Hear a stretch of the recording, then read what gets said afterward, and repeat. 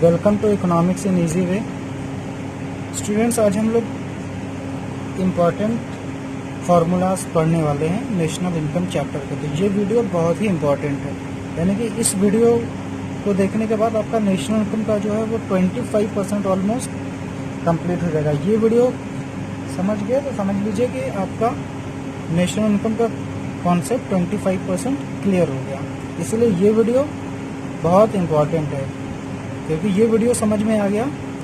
इस वीडियो में जो भी चीज़ें बता रहा हूँ वो कॉन्सेप्ट अगर क्लियर हो गया, वो फॉर्मूले आपको पता हो गए, तो इसका मतलब है कि नेशनल इनकम आपके लिए बहुत इजी हो जाएगा। और जैसा आपको पता है कि इस चैप्टर से एक 6 मार्क्स का क्वेश्चन, एक प्रैक्टिकल क्वेश्चन आना फिक्स होता है कि ये क्वेश्चन आना ही आना है। ऐसा नहीं है कि ये क्वेश्चन ना आए, बाकी सब में तो है कि हो सकता है ना आए, बट ये क्वेश्चन आना ही आना है। तो इसीलिए इम्पॉर्टेंट वीडियो है। आइए देखते हैं। सबसे पहले देखते हैं कि क्वेश्चन में आपने देखा होगा कि ऐसे करके कुछ लिखा होता है, GDP MP, NDP MP, GDP FC. तो ये सब क्या है, इसका मतलब क्या है? जीडीपी एमपी का मतलब है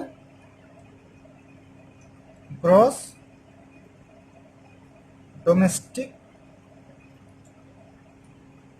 product at market price. GDP MP का मतलब gross domestic product at market price. NDP MP का मतलब net domestic product at market price. GDP FC का मतलब gross domestic product at factor cost. यहाँ पे एफसी का मतलब है, एफसी का मतलब क्या है? Factor cost. ठीक है, तो आइए देखते हैं ग्रॉस और नेट का कॉन्सेप्ट समझते हैं। ग्रॉस का मतलब क्या है और नेट का मतलब क्या है? ग्रॉस वैल्यू, ग्रॉस वैल्यू का मतलब किसी भी चीज की परचेजिंग वैल्यू होती है। ग्रॉस वैल्यू मतलब परचेजिंग वैल्यू, और नेट वैल्यू मतलब उसकी एक्चुअल वैल्यू है। सपोज आपने एक फोन खरीदा है, फोन है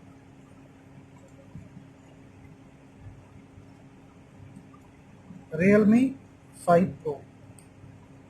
इसकी जो वैल्यू होगी अप्रोक्सीमेटली 15,000 होगी। ठीक, अब आपकी ये क्या है? 15,000 क्या है?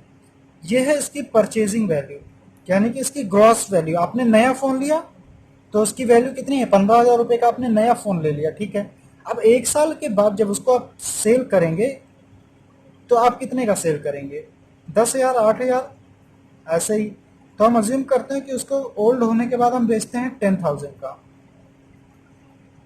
तो ये जो 10,000 उसकी 1 साल के बाद की एक्चुअल वैल्यू है, ये 10,000। तो ये वैल्यू 15,000 से 10,000 क्यों हुई? ये 15,000 वाला फोन अब 10,000 में क्यों है?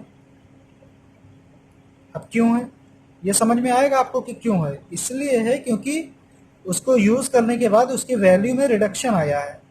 इस रिडक्शन को बोलते हैं डेप्रिसिएशन। अब जो कॉमर्स के स्टूडेंट है वो समझते हैं डेप्रिसिएशन क्या होता है। तो डेप्रिसिएशन का मतलब क्या होता है? Reduction in the value of fix asset due to use. यानी कि जब हम फिक्स एसेट को यूज करते हैं, जब हम एसेट को यूज करते हैं तो उसकी वैल्यू में जो रिडक्शन आता है उसको बोलते हैं डेप्रिसिएशन। तो 15,000 वाली चीज आज 10,000 में है, तो ये 10,000 उसकी जो है वो एक्चुअल वैल्यू है आज की डेट की। तो ग्रॉस वैल्यू मीन्स उसकी जो परचेजिंग वैल्यू है, जितने में उसको परचेज किया था, और एक्चुअल वैल्यू मतलब आज उसकी वैल्यू क्या है। तो ग्रॉस वैल्यू वो जो नए पे वैल्यू थी, जितने पे हमने परचेज किया, लेकिन कुछ टाइम के बाद उसकी एक्चुअल वैल्यू कितनी बचती है? कम हो जाती है, रिड्यूस हो जाती है। क्यों? क्योंकि उस पर डेप्रिशिएशन लग जाता है। उसको जब हम यूज करते हैं तो उसकी वैल्यू रिड्यूस हो जाती है। कोई भी चीज आप नई लेके आते हैं, आप कार लेके आए हैं, सपोज 10 लाख की कार लाए हैं, तो 2 साल बाद उसके आप सेल करेंगे तो 5-6 लाख मिलती है। क्यों मिलती है? क्योंकि उस पर डेप्रिशिएशन लग जाता है, उसकी वैल्यू कम हो जाती है। ठीक है, तो ये ग्रॉस और वैल्यू और नेट वैल्यू का कॉन्सेप्ट समझ में आ गया। तो ग्रॉस वैल्यू से नेट वैल्यू पे ये 15 से 10,000 क्यों हुई? क्योंकि उसमें डेप्रिशिएशन लग गया, क्योंकि उसमें डेप्रिशिएशन लग गया। इतनी चीज क्लियर है। अब देखिए यहां से फॉर्मूला बनाते हैं, यानी कि ग्रॉस माइनस करेंगे डेप्रिसिएशन तो आ जाता है हमारा नेट। तो इसको हम ऐसे समझते हैं कि हमको अगर ग्रॉस से नेट पे जाना है, ग्रॉस से नेट पे जाना है तो क्या करते हैं, माइनस करते हैं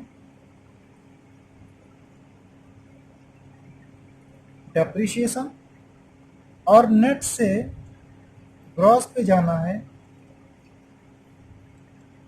तो प्लस करते हैं डेप्रिसिएशन। ये इंपॉर्टेंट चीज यहां से कंक्लूजन निकल के आया। ठीक है, तो ये पॉइंट हमको याद रखना है कि ग्रॉस वैल्यू से नेट वैल्यू हमको चाहिए, तो क्या करेंगे, डेप्रिसिएशन को माइनस करेंगे, और नेट वैल्यू से ग्रॉस वैल्यू चाहिए तो डेप्रिसिएशन को प्लस करेंगे। इसका बहुत इंपॉर्टेंट रोल होने वाला है जब आप प्रैक्टिकल क्वेश्चंस को सॉल्व करेंगे।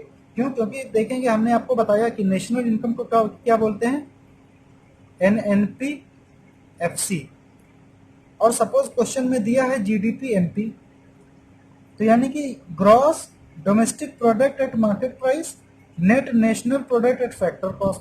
तो ये G और ये N, यानी कि अगर हमको नेशनल इनकम चाहिए तो इस G को हमको N में कन्वर्ट करना पड़ेगा। यही चीज हमने यहाँ पे बताया है। तो अभी एक चीज को कन्वर्ट करना आप सीख गए, यानी कि इसमें हमको 3 चीजें कन्वर्ट करनी रहेगी। PP इसमें सेम है, बस GD ग्रॉस डोमेस्टिक, फिर यहाँ पे नेट नेशनल। तो ग्रॉस से नेशनल पे कैसे जाएंगे, ग्रॉस से नेट पे कैसे जाएंगे, सॉरी, ग्रॉस से नेट पे कैसे जाएंगे, माइनस डेप्रिसिएशन, और नेट से ग्रॉस पे प्लस डेप्रिसिएशन। ठीक है, तो अभी यहां से आपको ये समझ के रखना कि ग्रॉस से नेट वैल्यू पे जाना तो डेप्रिसिएशन को हम लोग माइनस करते हैं, और नेट से ग्रॉस पे जाते हैं तो डेप्रिसिएशन को हम लोग प्लस करते हैं। अब देखिए, ये जो डेप्रिसिएशन हमने बताया, इस डेप्रिसिएशन को और क्या बोलते हैं, जब बुक्स से क्वेश्चंस आप लोग देखेंगे तो इसमें जो है वो वर्ड डेप्रिसिएशन ना लिख के कई बार क्या लिखा होता है, current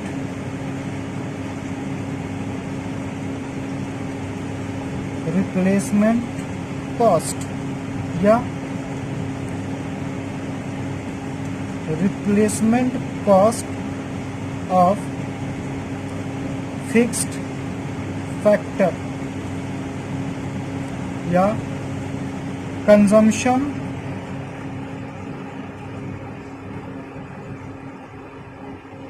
of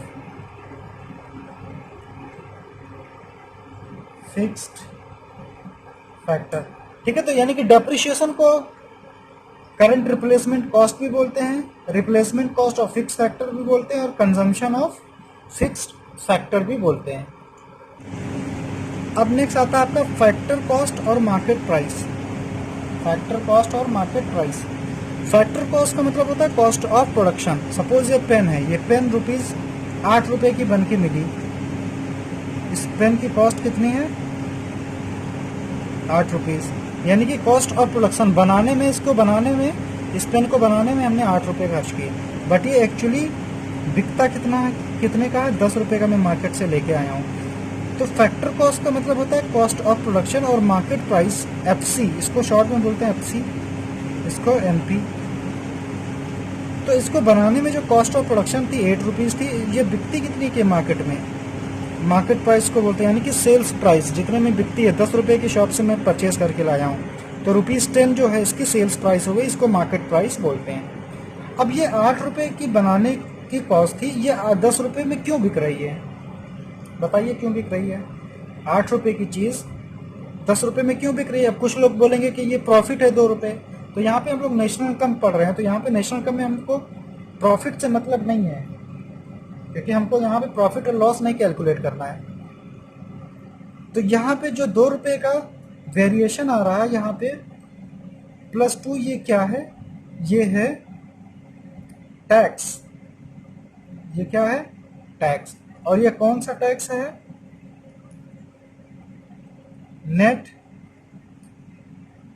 indirect tax, net indirect tax. यानी कि यहां से हमको क्या पता चला कि फैक्टर कॉस्ट, शॉर्ट में लिख रहा हूं, फैक्टर कॉस्ट से हमको अगर मार्केट प्राइस चाहिए, फैक्टर कॉस्ट से हमें मार्केट प्राइस चाहिए, तो हम क्या करेंगे, प्लस करेंगे net indirect tax, NIT, net indirect tax.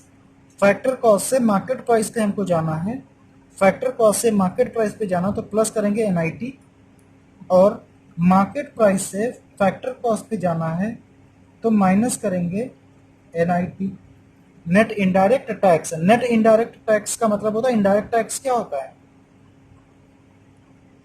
Suppose indirect tax क्या हो सकता है, GST हो सकता है, हमारा एक्साइज हो सकता है, ये सब क्या है, इनडायरेक्ट टैक्सेस है। अब ये NIT कैसे आता है, NIT का भी एक फॉर्मूला होता है,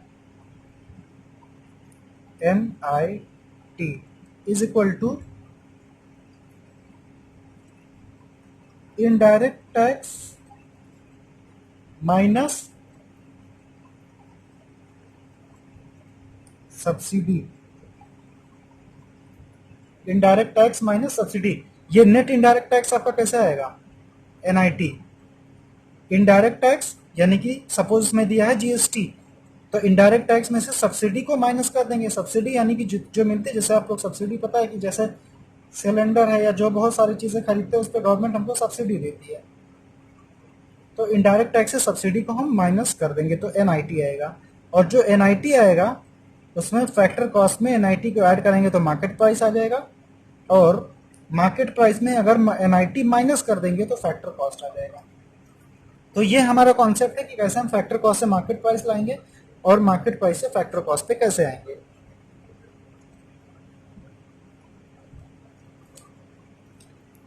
अब देखते हैं डोमेस्टिक इनकम और नेशनल इनकम क्या होती है।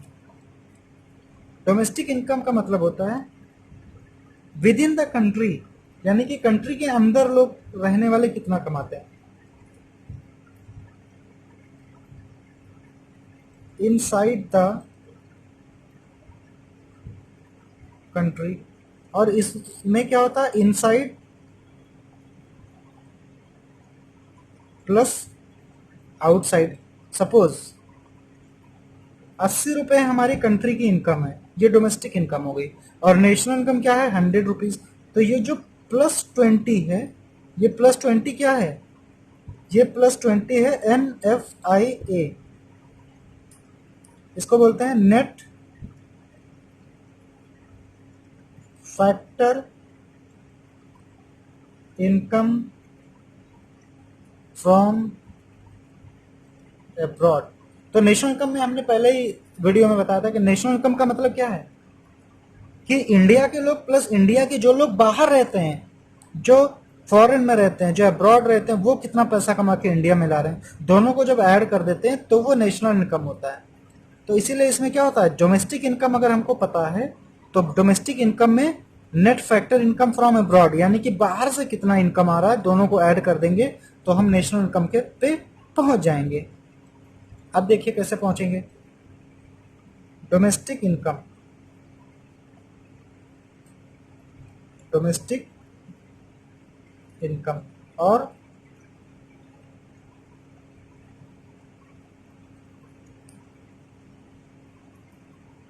National income. तो डोमेस्टिक से नेशनल पे जाना है तो प्लस करेंगे NFIA, NFIA means net factor income from abroad, और नेशनल इनकम से डोमेस्टिक इनकम पे जाना है तो माइनस करेंगे NFIA। अब एक चीज, ये NFIA जो हम बार बार बोल रहे हैं, net factor income from abroad, ये कैसे आता है, ये क्या होता है, इसका फॉर्मूला है, बताता हूं।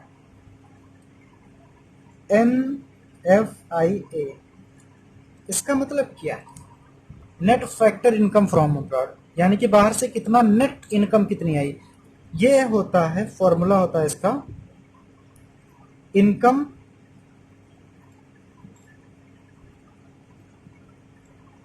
From abroad minus income paid to abroad, यहाँ पे इनकम रिसीव लिख सकते हैं। तो NFIA कैसे आएगा, income receive from abroad minus income paid to abroad. From minus to, उसको शॉर्ट में हम लिखते हैं फ्रॉम माइनस टू। ये NFIA कैसे आएगा, NFIA कैसे आएगा, फ्रॉम माइनस टू, यानी कि income receive from abroad, foreign से, यानी कि सपोज कोई इंडिया का आदमी अमेरिका में रहता, वो काम करता, तो वहां से कितना कमा के लाया, तो जितना बाहर से हमारे पास पैसा आया, सपोज हमारे पास बाहर से पैसा आया 100 रुपीज, और माइनस इनकम पेड टू, अब बाहर से हमारे यहाँ के लोग बाहर से तो कमा के ला रहे, बट कुछ लोग होंगे जो फॉरेनर हमारे इंडिया से पैसे कमा के ले जा रहे होंगे, तो हमने उनको पेड किया होगा। सपोज कोई अमेरिका का पर्सन इंडिया में रहता है, कमाता है, और वहां से यहाँ से वो 40 रुपीज कमा के ले जाता है, तो 100 माइनस 40 इज इक्वल टू ये 60 जो आएगा, ये 60 क्या हो जाएगा, NFIA। समझ में आएगा। तो NFIA कैसे आएगा, income received from abroad minus income paid to abroad, जितना हमने इनकम बाहर से आया माइनस इनकम जितना हमने पेड कर दिया, तो वो आ जाएगा NFIA, net factor income from abroad. ठीक है, तो क्लियर है। तो डोमेस्टिक इनकम में प्लस करेंगे NFIA तो नेशनल इनकम हो जाएगा, और नेशनल इनकम से NFIA माइनस करेंगे तो क्या आ जाएगा हमारा, डोमेस्टिक इनकम।